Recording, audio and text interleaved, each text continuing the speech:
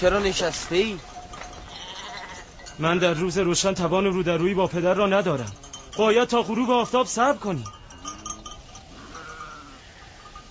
شاید تاریکی قدر از زشتی سیرت ما را بپوشاند. در تاریکی نه ما چهره ماتم زده پدر را خواهیم دید و نه او چهره ریاکارانه و غم دروغین ما را مشاهده خواهد کرد. راست میگوید. رویارویی با پدر مشکل است.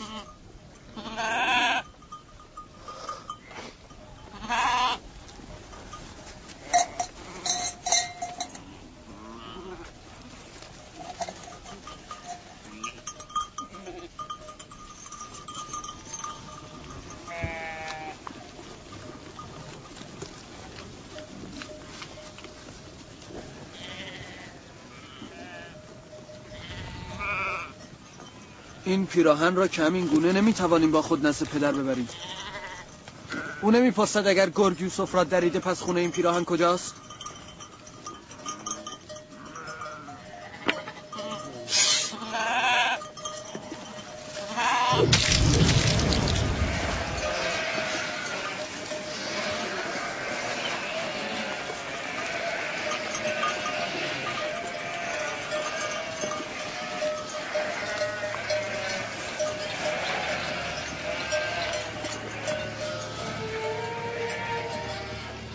جای نگرانی نیست. هنوز دیر نکردن. آنها همیشه در روشنایی و پیش از غروب آفتاب باز می‌گشتند. امروز دیر کردند. حتما با یوسف به بازی و تفریح مشغول شده و گذر زمان را فراموش کردن.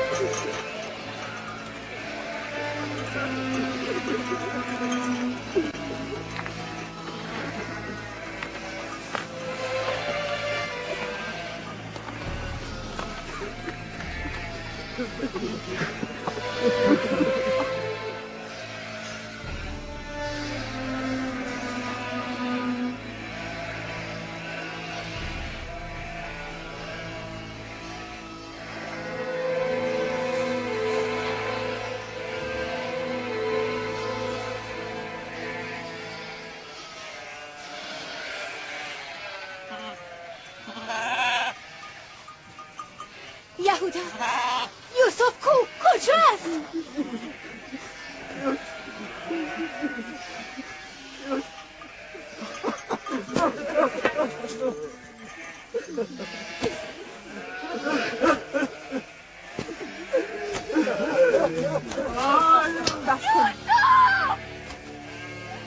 ساکت شوید. یهودا، شمعون، روبین با شما هستم. ساکت شوید.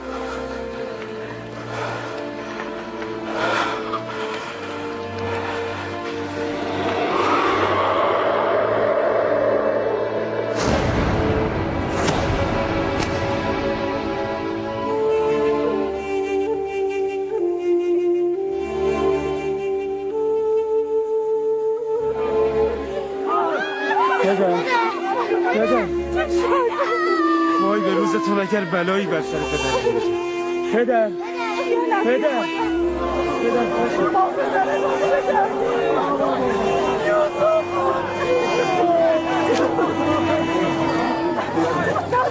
چه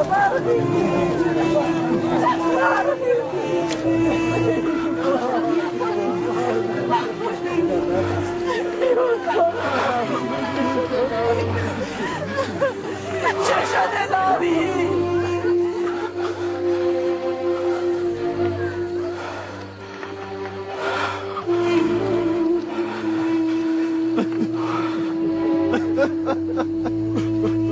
چه شده یهودا؟ یوسف کجاست؟ چه شده نامی؟ یوسف چه شده؟ چرا سخن نمیگویی؟ به خدا غم ما کمتر از غم شما و پدر نیست. ای کاش می‌بردیم و نزد شما باز نمی‌گشتیم. حرف بزن. تحمل شنیدنش دلی از سنگ می‌خواهد. آخر چگونه می‌توان گفت؟ من تحمل شنیدن هر گونه خبری را دارم. بگویید چه شده؟ چه بلایی بر سر یوسف من آمده؟ من و برادرانم نیز دقیقا نمیدانیم چه رخ داده، چون هنگام فاجعه آنجا نبودیم. ما مشغول تفریح و بازی بودیم، غافل از بعد مکان و گذر زمان. یک وقت خدا آمدیم، روز سپری شده بود و ما از دوستان دور شده بودیم. چون یوسف را توانایی دویدن و بازی کردن با ما نبود، او را نزد لباس اساس خود گذاشتیم. به سرعت به سوی یوسف بازگشتیم، ولی اثری از یوسف نیامد. لباس و اساس بود، اما یوسف نبود. فقط پیراهن خونین او را یافت. آه یوسف، آیا هیچ عضوی از یوسف من بر جای نمانده تا بر آن گریه کنم یا او را در گور نهاده به یادگار مزاری بر آن بنا کنم؟ بسیار گشتیم، اما به جز این پیراهن اثری از او نیافتیم. گرگان وجود نازنین را از هم دریده بود.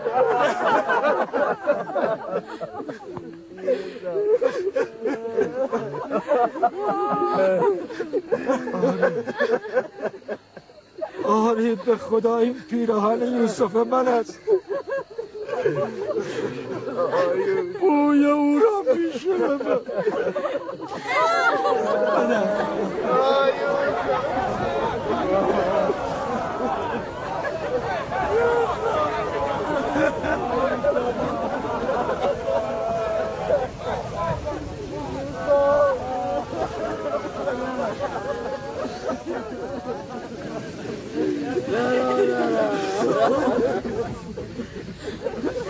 چه بر سرت آوردن؟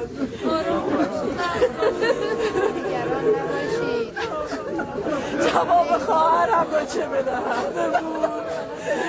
او فرزندانش را به من سپرده بود. نفرین بر آن گرگ‌هایی که تو را دریدم. آب تو را چگونه تحمل کنم؟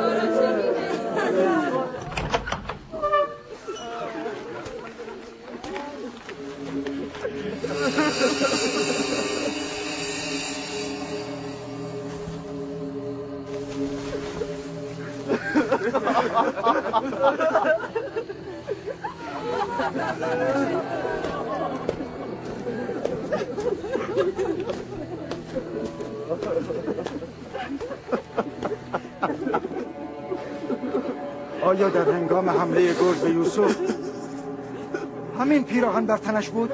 آره.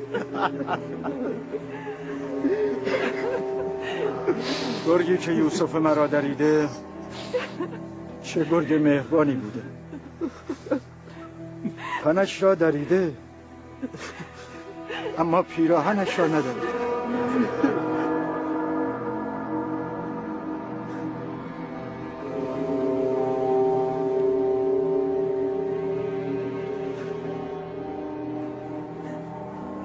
تعبیر خوابی است که نبی خدا دیدن.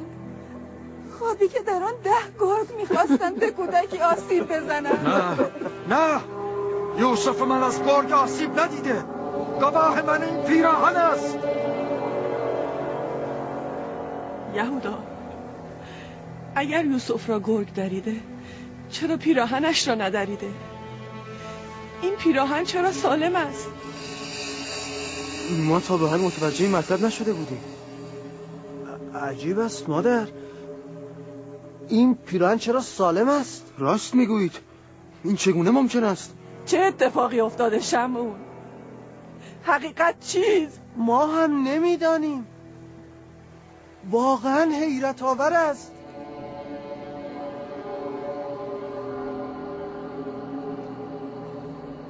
نمیدانم چه اتفاقی افتاده و با فرزند من چه کرده اید، اما به یقین آنچه رخ داده اطاعت فرمان نفس بوده و همین نفس این عمل شما را نزد شما نیک جلوه داده است. بی شک در این حادثه شیطان یاریتان کرده. ما هم مثل شما نمیدانیم چه اتفاقی افتاده. این که تقصیر ما نیست. شما در امانت خیانت کردید. باید از او چون جانتان نگهداری میکردید. همین امشب بروید یوسف را بیابید و بیاورید. ما بسیار گشتیم اما اثری نیافتیم. کجا را بگردیم؟ همان که گفتم، همین امشب باید او را پیدا کنید.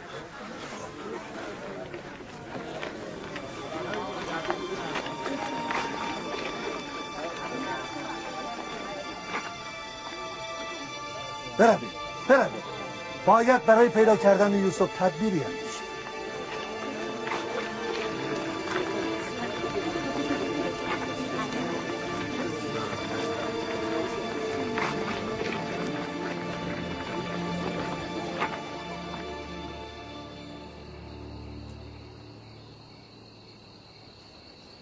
دیدید چه مصیبتی به بار آوردید فرزندان اسرائیل؟ تو نگذاشتی.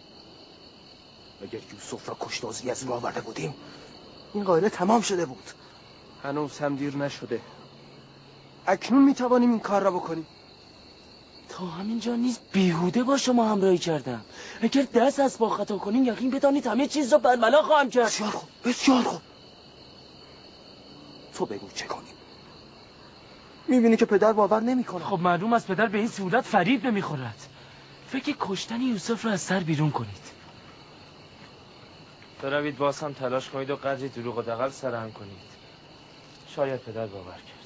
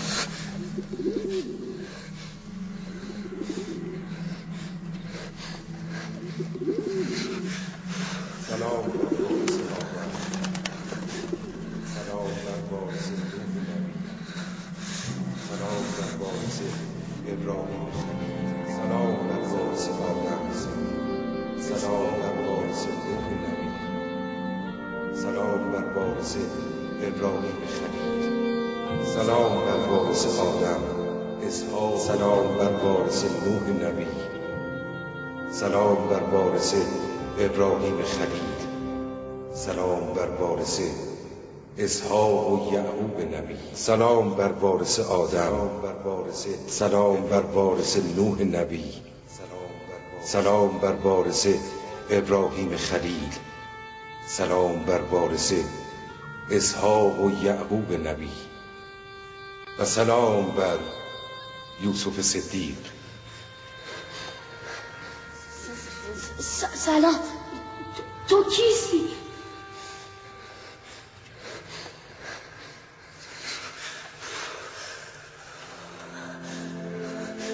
مأمور مراقبت و دلجویی از تو. پیک پروردگار یکتا هستم. مأمور مراقبت و دلجویی از تو. برادرانم مرا در چاه انداخته رفتن. آنها زجرم دادند و مضروبم کردند. میدانم، ولی به اذن خداوند جراحات تو التیام یافت.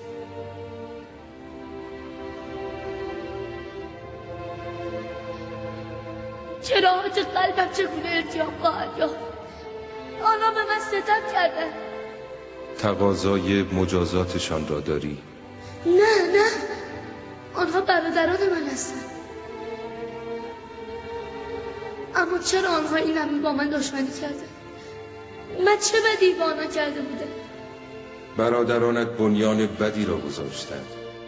ستمی را که فرزندان اسرائیل با تو و پدرشان کردند، از این پس فرزندانشان با دیگر انبیا خواهند کرد. آنان انبیاء زیادی را رنج داده و بسیاری را خواهند کشت. هیچ پیامبری از شر آنان در امان نخواهد بود. من نگران آنانم. آنها باید توبه کنند. در آینده نه چندان دور آنان را وادار به توبه خواهی کرد. تو بر برادرانت مسلط شده و ایشان را متنبه خواهی ساخت. مرا تنها نگذار. من اینجا خیلی میترسم. یوسف باید به سختی خو کند. فراموش نکن تا یوسف به قعر چاه نیفتد به اوج جلال و جاه پر نخواهد کشید. پدرم مرا مجری رسالت داد. زمان تحقق این وعده کی خواهد رسید؟ تو اینجا نه در قعر چاه که در ظل عنایت الهی. زمان تحقق آن وعده چندان دور نیست. آگاه باش یوسف که خداوند تو را بهر نبوت و بارگاه آفریده، نه بهر بند و چاه. آگاه باش یوسف که خداوند تو را بهر نبوت و بارگاه آفریده. پیک پروردگار یکتا، کجایی؟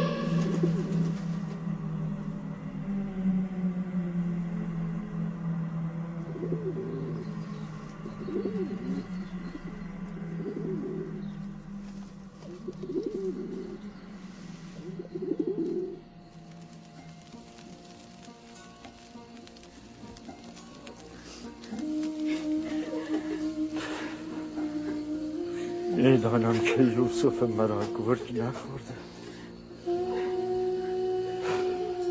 اما چه بلایی بر سرش آمده نمیدانم.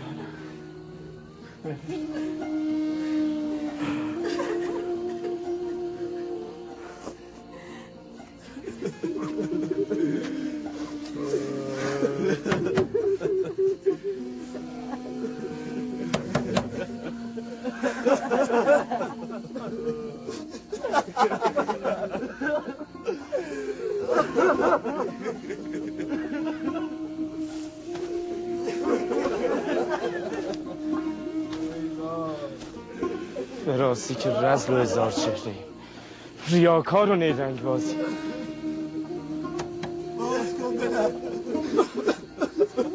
میدانم که سخنان ما را باور نمی‌کنی. ما به همه مقدسات و خداوند یگانه سوگند که ما حقیقت را به شما گفتیم. حقیقت.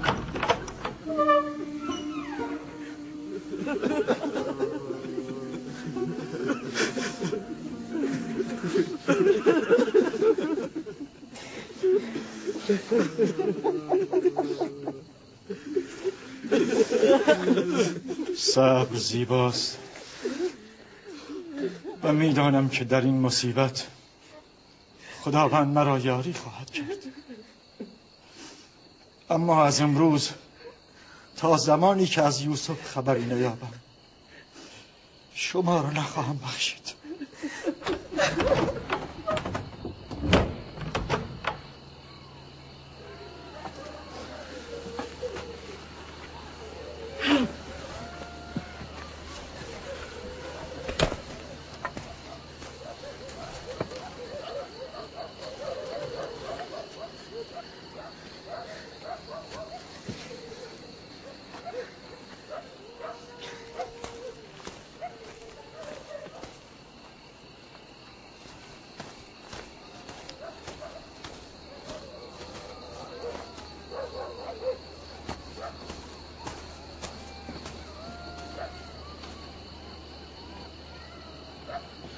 من دیگر نمیتوانم این حال پدر را تحمل کنم. می‌روم که یوسف را نجات داده و نزد او بیاورم.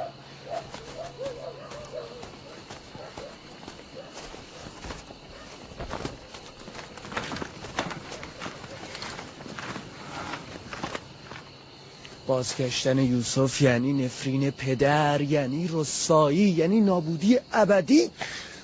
تو میفهمی چه میگویی؟ ولی من تصمیم خود را گرفتم و شما هم نمیتوانید مانع من شوید. از شما بعید نیست. لازم شود پدر را هم میکشید. چه رسد به من؟ جناب یعقوب،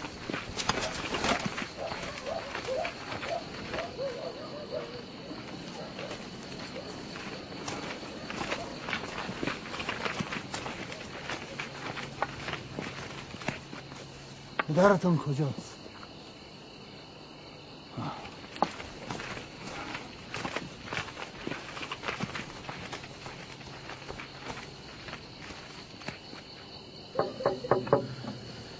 چه میخواهید؟ نمیخواهم شما را ببینم.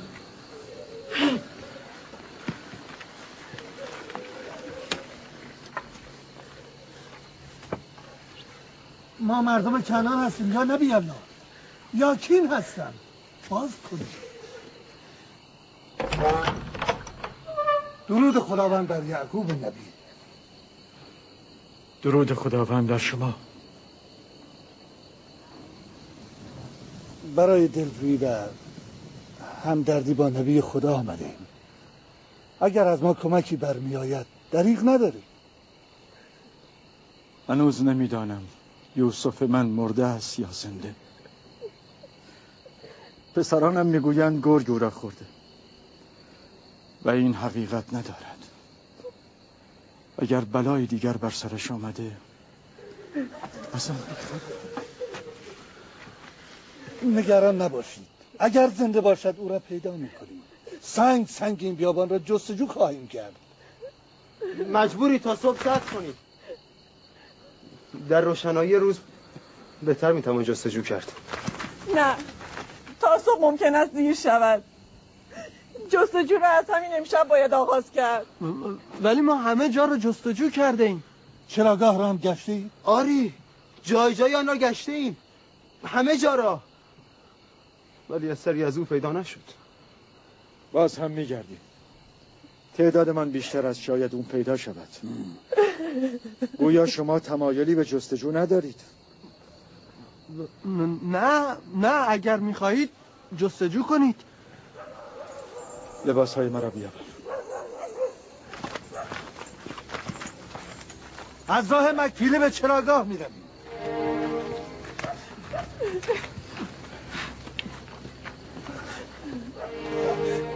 ما هم میاییم. نیازی نیست. شما همینجا بمانید.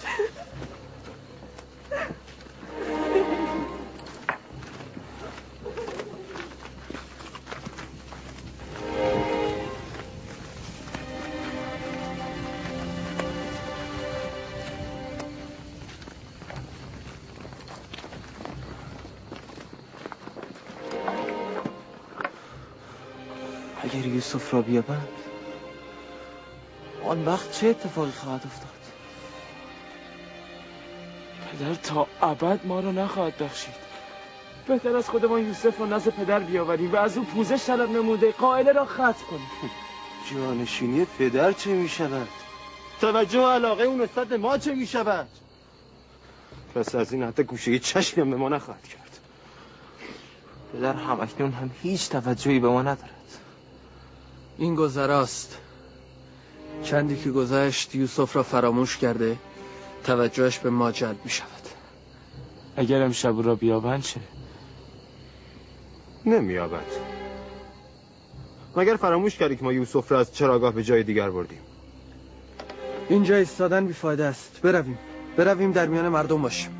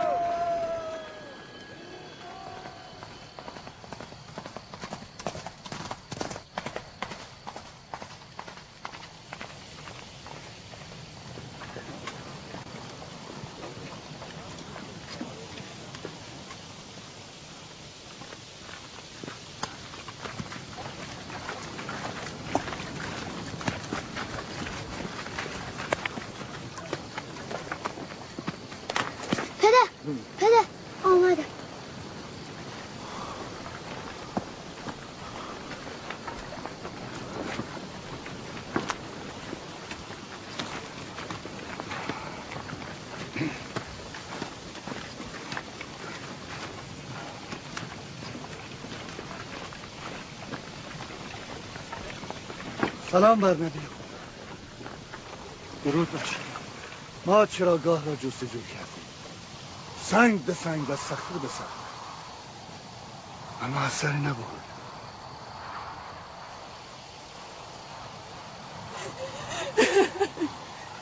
یوسف. اما آثار حرکت گله را تا دشت چاشور دیدیم. امروز آنجا را هم جستجو. با نیز اثری از اون نیافتی. کمی استراحت کنید، من هم با شما خواهم آمد.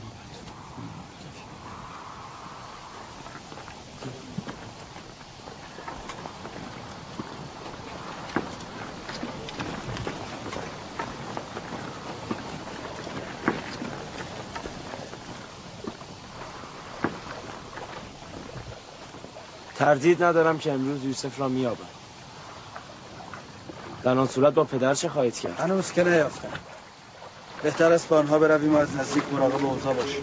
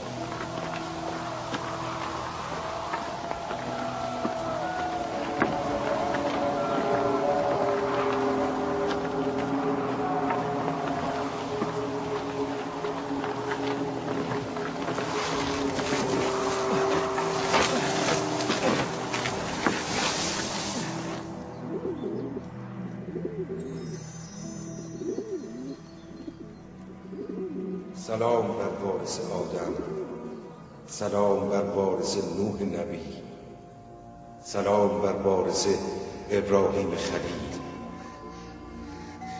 دوست من کجا بودی؟ از دست یوسف نخوابیدم. یوسف بهتر است با قدری سختی صیقل یافته و به مرارت خوب کنه. آیا یوسف باید در اینجا در قره چاه صیقل یافته و پرورش پیدا کند؟ یوسف دردانه برای بارور شدن ابتدا باید چون دانه در دل زمین پنهان شود و سپس رشد کرده از حصار خاک نجات یابد. یعنی من روزی از این چاه نجات خواهم یافت؟ نزدیک است. من آمدم که تو را مژده رهایی دهم.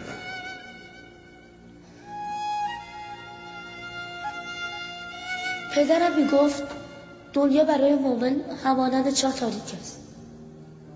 پس برای تو تفاوت چندانی نکرده. بیرون و درون چاه یکیست. دلم برای پدرم تنگ شده.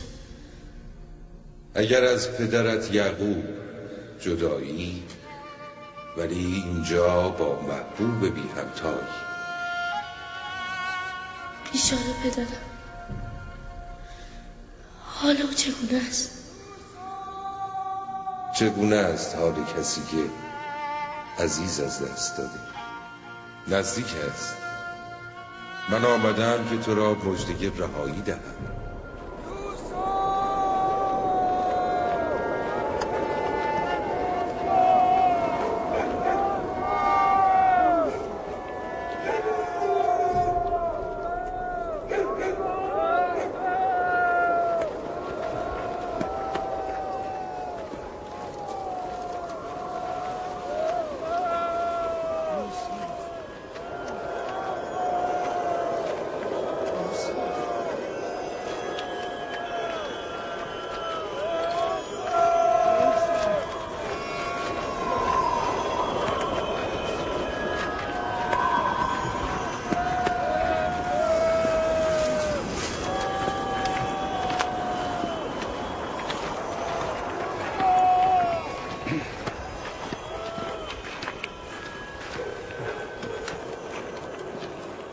یک چاه آب شور نزدیک آن درخت است.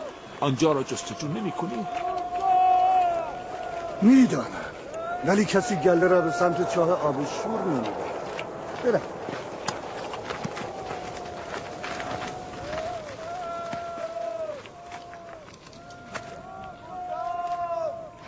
هنوز به سوی چاه نرفتند.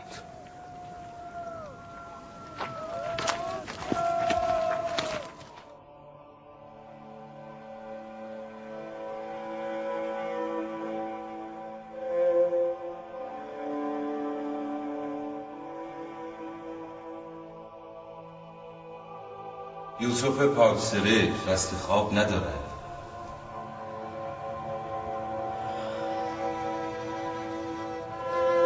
دیشب رو نخوابیدم. به شدت خوابم میآید. بخواب.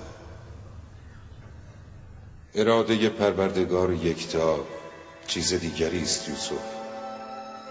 تو نباید بیدار باشی. اینک زمان بیداری تو نیست.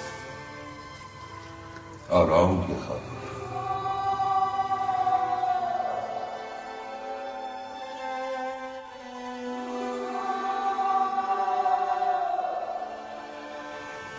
ما که همه جا را گشتیم، داخل چاه را می کودک است، شاید هنگام بازی درون آن افتاده.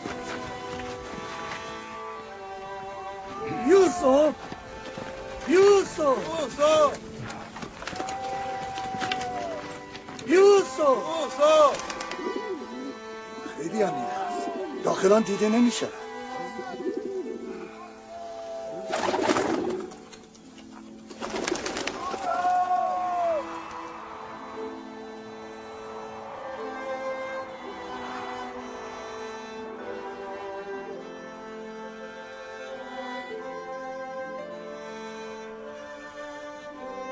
اراده پروردگار یکتا چیز دیگری است یوسف.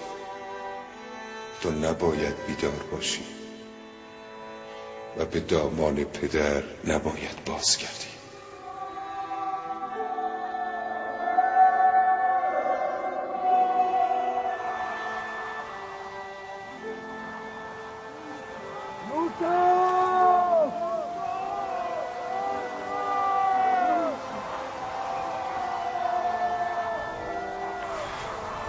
شکر را نیافتند.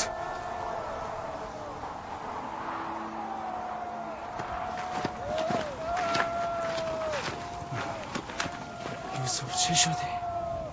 چرا پاسخی نداد؟ نکند وای به روزتان اگر بلایی بر سر یوسف آمده باشد.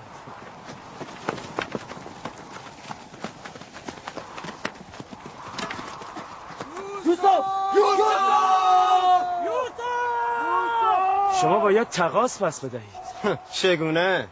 میتوانی بگویی؟ وقتی به خانه بازگشتیم خواهید دانست.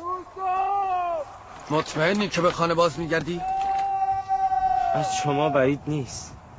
کسانی که دستشان به خونه یک برادر آلوده شده، به برادر دوم چرا آلوده نگردد؟ به برادر سوم و چهارم و در نهایت به خون پدر چرا نه؟ طوری سخن میگویی که گویا تو در این ماجرا اصلا دخالتی نداشته ای. وقتی به خانه رسیدیم به پدر بگو که نقشه دزدیدن یوسف کار که بود.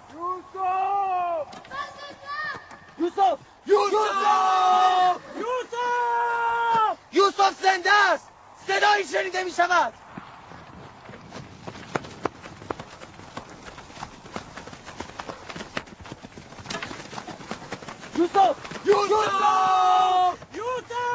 یوسف لابی تو هستی؟ آری چرا جواب نمیدادی؟ خواب بودن. چه میکنی؟ همنشین جانوران شدن. به تو آسیب نزدند؟ سالمی؟ حال من خوب است، فقط کمی گرسنه‌ام.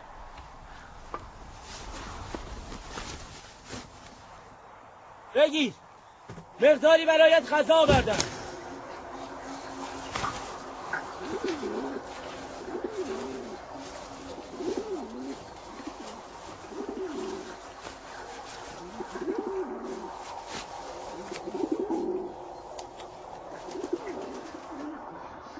حال پدر چگونه است؟ خوب نیست. تصمیم نسیم به صبر گرفته ولی حال او خوب نیست. دعا کنید تا بد نیست صبور باشم. نمیدانم چگونه غم دوری پدر را تحمل کنم. تا کنون لحظه این از او دور نبودم.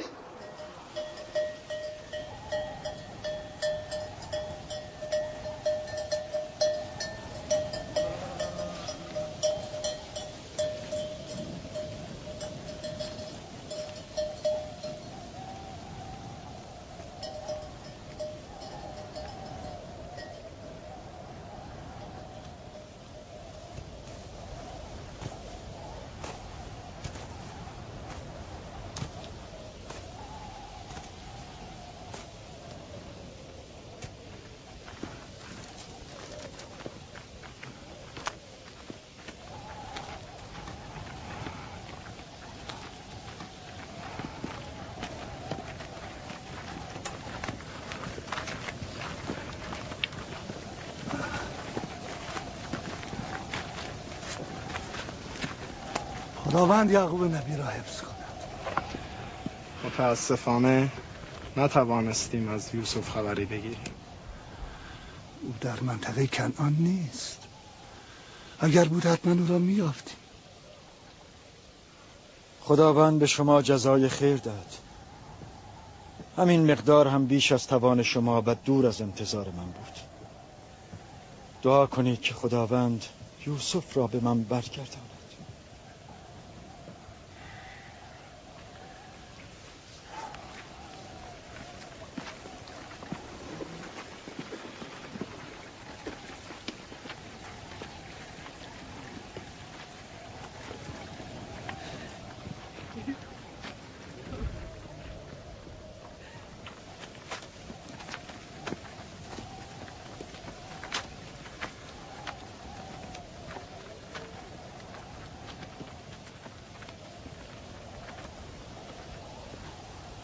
بچه ها آمدند، اما از یوسف خبری نیست.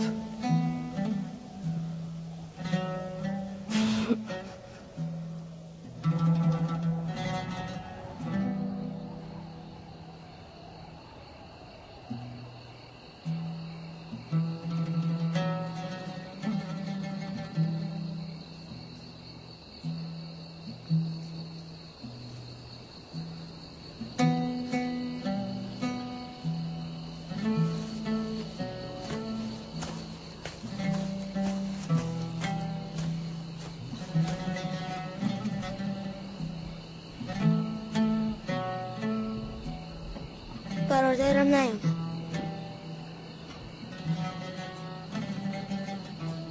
دیگه نخواهد آمد. اگر خداوند اراده کند خواهد آمد. فقط باید کمی صبر کنیم و انتظار بکشیم.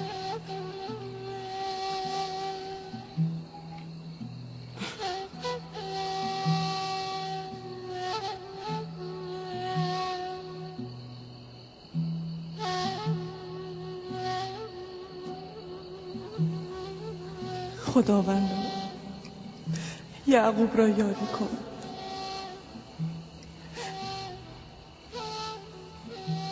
خداوند یعقوب را یاری کن.